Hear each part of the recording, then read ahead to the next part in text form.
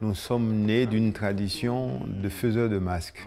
Et cette tradition, c'est une tradition yoruba où on appelait nos artistes, et on continue toujours de les appeler, des arrêts.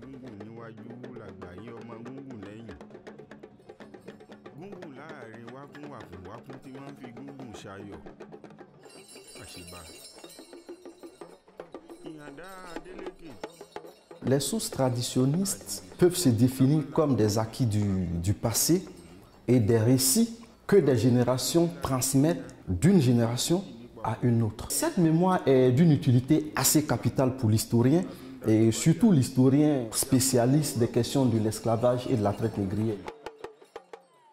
Dans le domaine de la recherche, en Occident et en France, dans le domaine universitaire, les historiens travaillent évidemment sur les sources que sont essentiellement les archives. Ce qui est très récent, c'est de croiser ce que ces sources nous disent avec les sources orales. Elles viennent compléter, mais aussi éclairer d'une manière nouvelle l'histoire de la traite atlantique. Le principe d'expression décoloniale, c'est de remettre en question le discours du musée.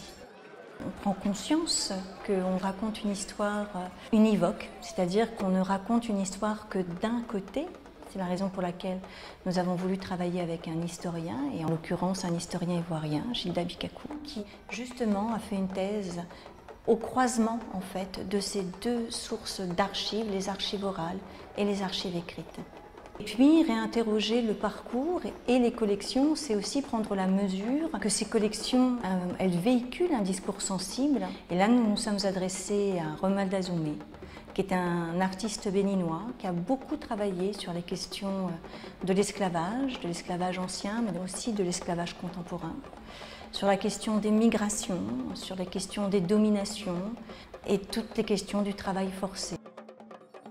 La dimension sensible et artistique des œuvres de Romuald Azoumé est accompagnée aussi très souvent en fait d'une dimension spirituelle.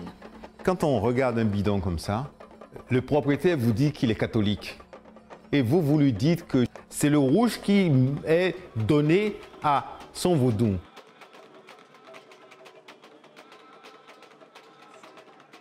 Évidemment, sinon, vous imaginez, depuis la colonisation, on aurait tout effacé. On se retourne vers l'Occident en pensant que l'Occident est la solution. Mais non, l'Occident ne sera jamais la solution. Qu'est-ce qui vous dit que certains peuples européens, aujourd'hui, ne sont pas victimes d'un nouveau type d'esclavage? Ce qui se passe aujourd'hui nous interroge sur ce qui s'était passé hier, que nous ne devons pas oublier parce que la mémoire, elle est là. Et si nous effaçons notre mémoire, je pense qu'on est perdu.